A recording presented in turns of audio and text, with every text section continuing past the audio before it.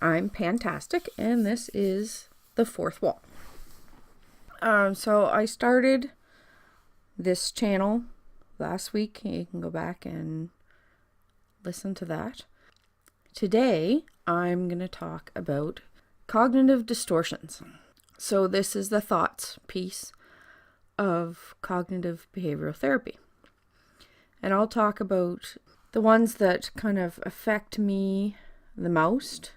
I will put a link to the page that I'm using for my resource here down below so that you can explore CBT on your own as well. I'm not a professional. This is just what I'm doing and how I'm applying it to my life. So I'm hoping that that can help others who are either interested in CBT, want a little bit of information, and then want to go and contact their mental health professional, doctor, etc., and look more into it and actually get some help with cognitive behavioral therapy, which is one of the most evidence-based effective therapies when it comes to depression.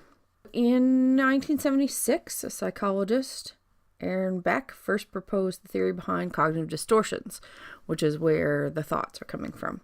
In the 80s, David Burns popularized it with common names and gave some examples. So we're going to go through, there's a page on here that's 15 most common cognitive distortions. So we're going to go through and I'll talk about, there's an overview and a definition, but I'll talk about some of the actual thoughts I have that fit into these distortions to kind of give you a real world example. So first we have filtering.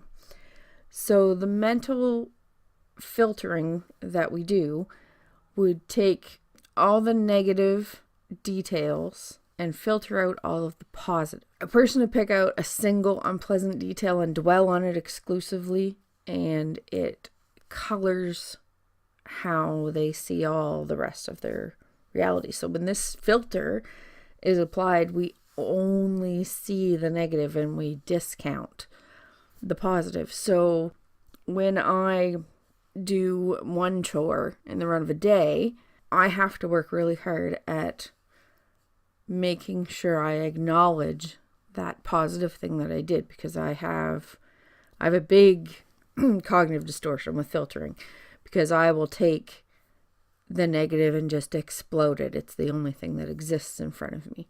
So if I have, say, misspoke and thought I've offended someone, I can hang on to that for a really long time, and then everything else I do starts to get colored by that, and you get stuck in those ruts. That's why you have to change it. But anyway, a thought like that would be, I didn't do anything all day, or I'm a failure. I'm a failure is a big one.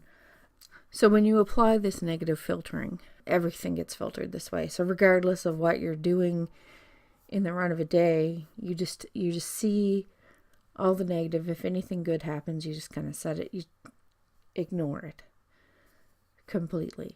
So when I'm having a bad day, this is a big thing. The world is against me. Nothing's ever going to work out. Why do I bother? Those things come in when I'm in that kind of cognitive distortion. So another cognitive distortion is polarized thinking. So this is black or white. No middle ground. Person who is in a cognitive distortion of polarized thinking is either or. I'm either perfect or I'm a failure. There's no middle ground. For neurotypical people who don't experience depression, I'm sure they do have some of this. This polarized thinking is a state, unfortunately, I live in a lot. If I make one mistake, I'm a failure. That's it. It's really, really difficult because perfect is unachievable. Like the perfect failure thing, especially with black and white thinking, really leads to a lack of motivation for me, because if I can't be perfect, I won't try. So there's a lot of, I'll get into the internal dialogue that you have to have. We'll probably do that next week, about how you change these cognitive distortions.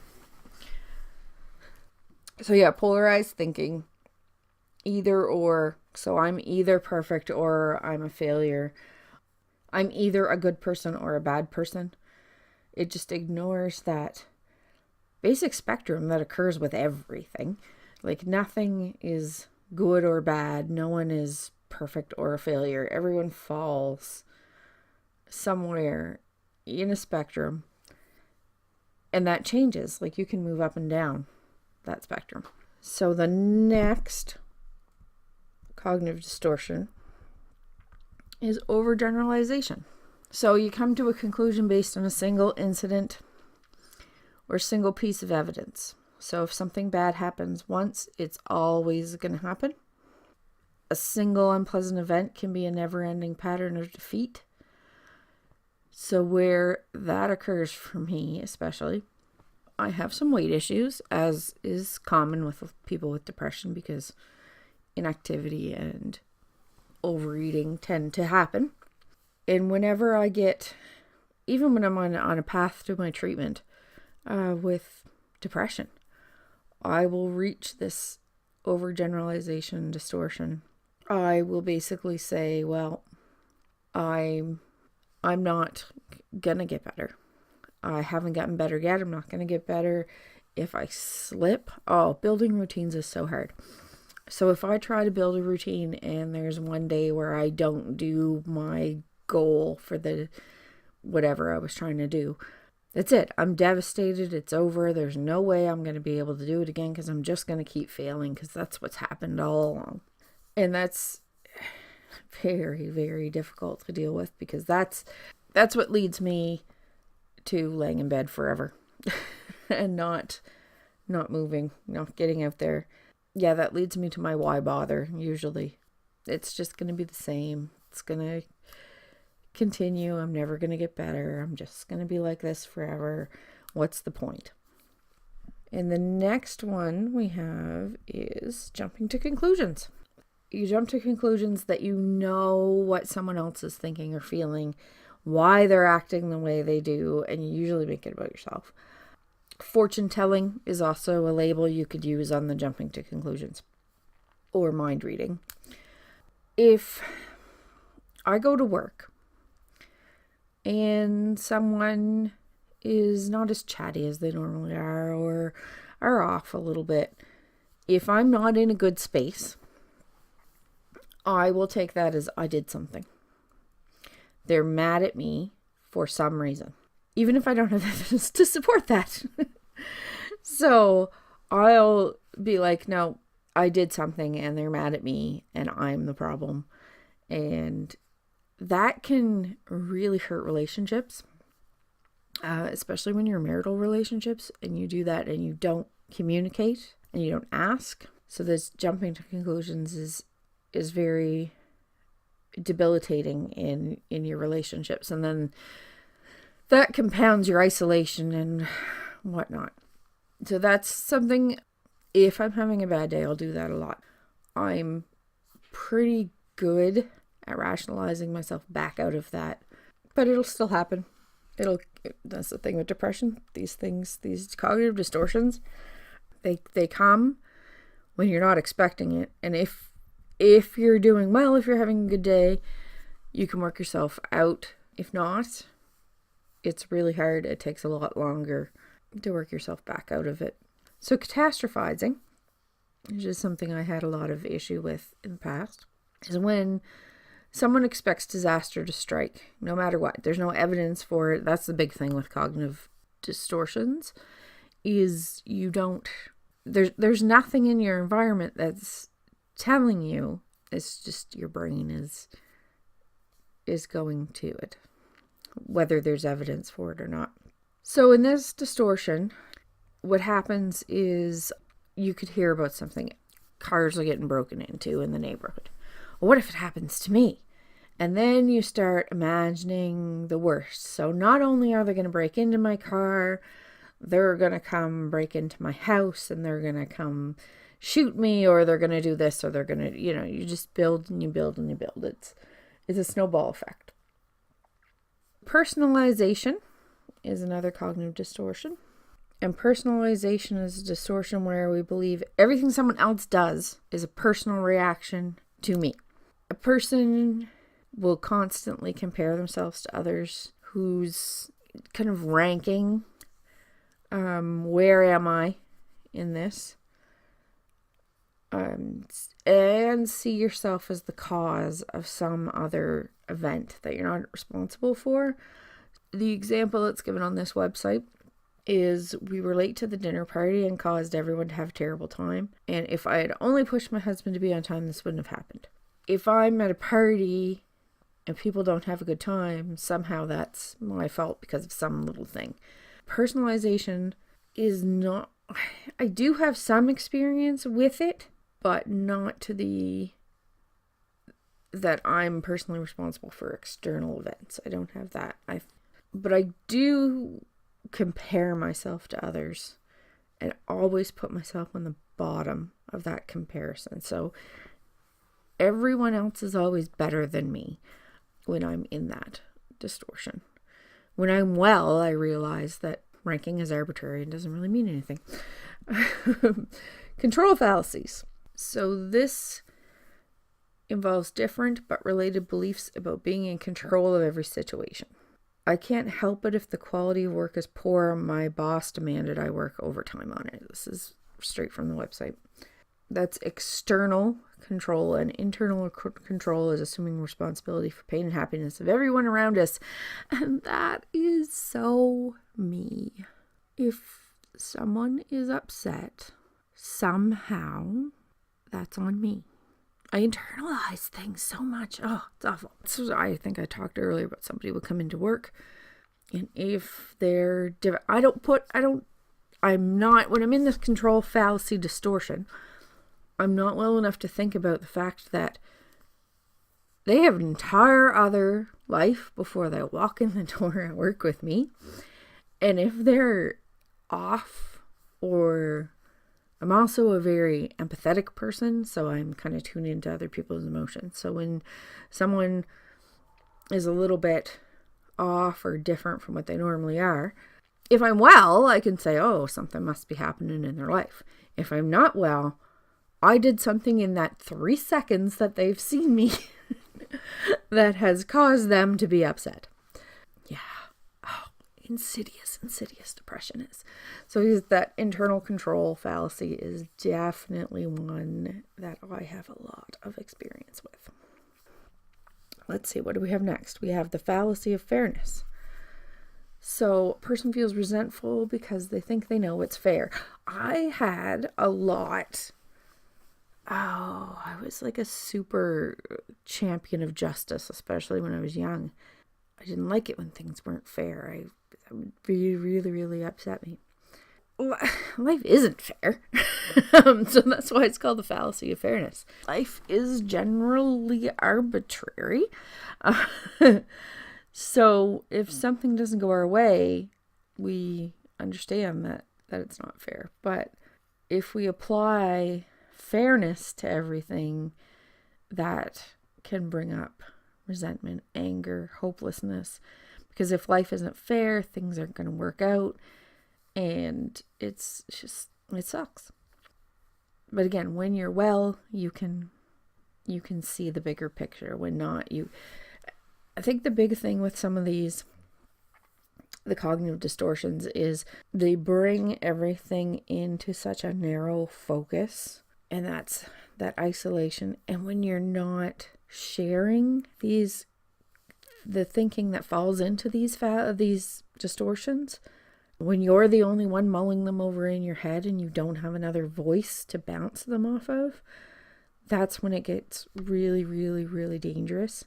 You definitely need someone you trust in your life that you can bounce those thoughts of if you're not in a position where you're actively challenging these thoughts. This is why depression is exhausting, because you almost have to take every thought that you have and then put it through the test of seeing am I having a cognitive distortion? Am I seeing things the way they are, or am I filtering them, or am I catastrophizing? Am I, all of these distortions that I've just talked about. Am I falling into these categories, or am I seeing things the way they are? And then, there's a whole other thing about challenging your thoughts, which I should do a whole other episode just on challenging. So we'll define this episode and we'll challenge next episode. After the fallacy of fairness, we have blaming. Blaming, of course, holding other people responsible for their pain. But there's a flip side to that. So instead of it's all their fault, everything is my fault. And it goes to an extreme of taking the blame for things that are completely out of your control. I can't make someone feel a certain way. I can only have control over my emotions and my emotional reaction. Those can have an effect, and another person can feel that way because of their emotions and their emotional reactions, which is different than me causing it. This is the one that keeps me scared of confrontation. This is the one that keeps me from bringing things up when I should bring them up. I have to be well to bring things up, though, because if I'm not well, it's going to come off completely wrong and cause huge problems, as my husband can attest. Much better at this now. But if I'm not well and I get into some kind of an argument about, it could be an argument about something else, but then it's, oh, well, you think that's my fault, or I am putting it on me, and I think it's my fault when it's not. And should is a terrible cognitive distortion. Should is what stops me in my tracks when I'm trying to build routines again. I should pick up after myself. I should clean the house more. I should exercise. I should drink more water. I should do the laundry. I should. For some people, you can say, oh, I should go do this, and you go do it, and it's great, and it's wonderful. But when you are not well, and you have negative thought patterns, you can fall into this one, where should leads to guilt and shame and frustration and resenting yourself and self-loathing. It's all wonderful stuff. It's not, but I'm going to say that. Should is not something that is motivating for someone with depression. So I'll just put that out there for anyone listening who doesn't have depression. Try to remove the word should from your vocabulary if you have friends with depression, because should almost automatically results in guilt and shame. So emotional reasoning. Emotional reasoning can be summed up by I feel it, so it must be true. So if I feel boring or stupid or useless. Useless is a big one for me. I think that goes back to my shoulds. I'm useless. I laid in bed all day. I'm just useless. Then you start internalizing that as an identity. You start thinking, well, I think I'm useless, so I must be useless. Emotions are really strong. When your emotional brain is engaged, your logical brain is not. In situations of high emotional stimuli, flight or fight, when you're in that state, your rational brain is just turned off. This distortion is really important to recognize because our emotions can be really overwhelming, especially teenagers. For people who are in their adolescence, the emotional portion of their brain is what's growing fastest. So it can very much overpower reasoning, and that can lead to some behaviors that are really dangerous. So yes, emotional reasoning, if I feel it, it must be true. So the fallacy of change is an expectation that other people will change to suit them if they pressure them enough. A person needs to change because their hope for success and happiness is dependent on them. Okay, so an example given here is a girlfriend who tries to get their boyfriend to improve his appearance and manners in the belief that the boyfriend is perfect in every other way and will make them happy if only they changed a few more things. So I don't know if I have much experience with this one. if my partner changes just enough, then everything will be okay. And I will be happy. Global labeling, also referred to as mislabeling. So generalizing one or two qualities into a negative global judgment about themselves. So this is where, I guess I've seen this in other places just referred to as labeling instead of global labeling. But this is where I'm a loser, I'm a failure. And you do this with other people too. He's an asshole, he's a jerk. So one thing with labeling is sometimes if someone does something, so someone's behavior rubs you the wrong way or whatever, you label them as, oh, he's an asshole or he's a jerk or whatever. So there's a big difference between behavior and who a person is. So when you take a behavior and then you slap a label on someone based on that behavior, it colors your view of that person. The thing with labeling for me is it's usually a self-labeling. So I tend not to do it with other people. But some people do.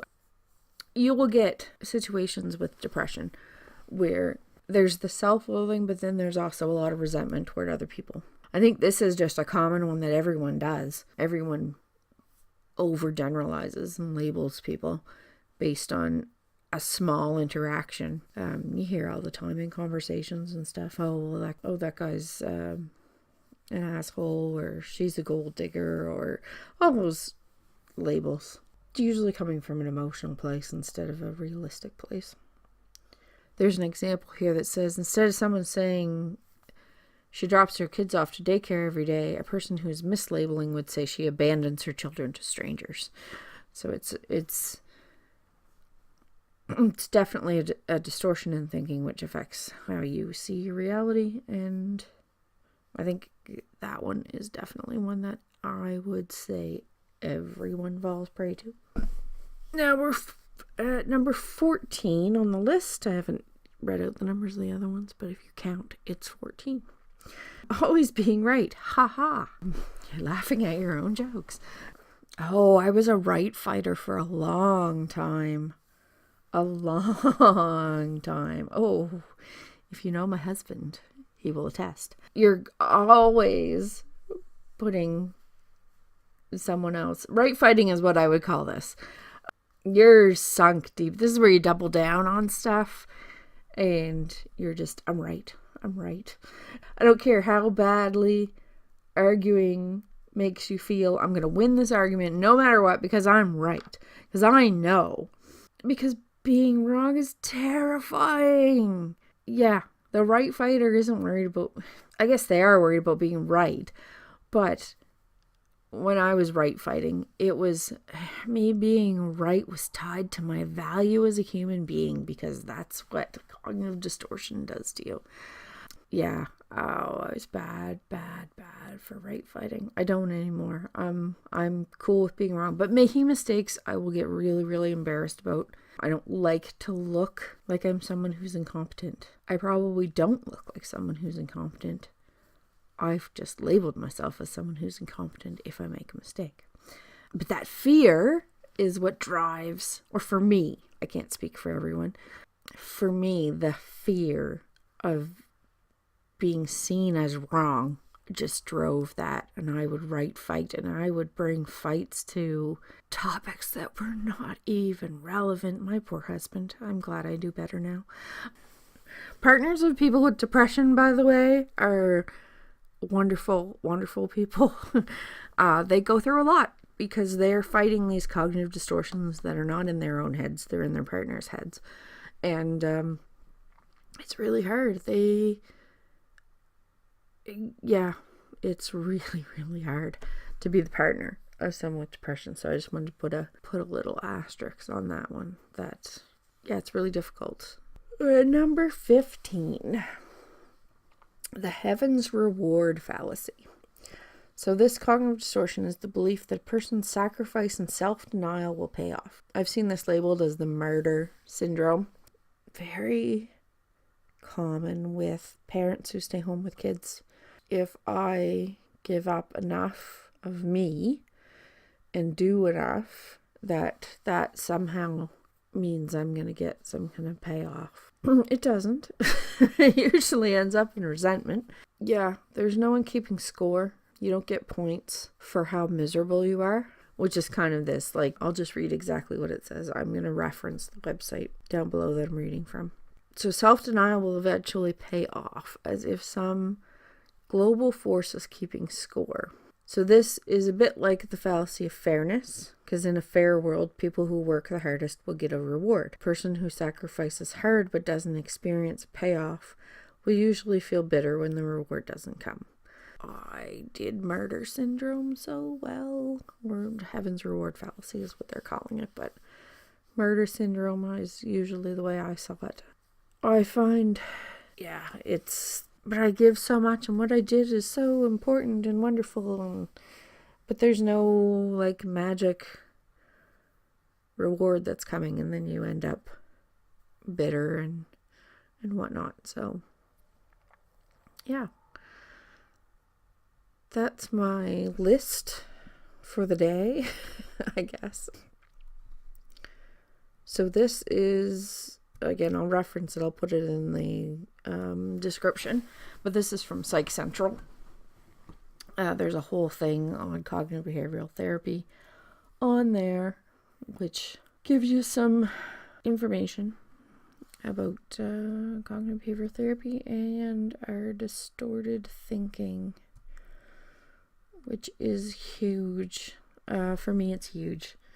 The triangle of thoughts, actions, and feelings. My thought, feeling cycle gets pretty active when I'm not well. And when I'm having a relapse, it's really hard. It's really hard to fight any of these.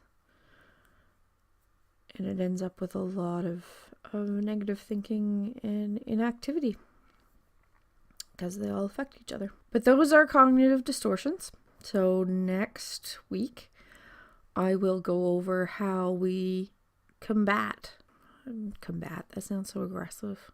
How we deal with cognitive distortions, how we test them, so that we know that we're not falling into these patterns. It takes a lot of work.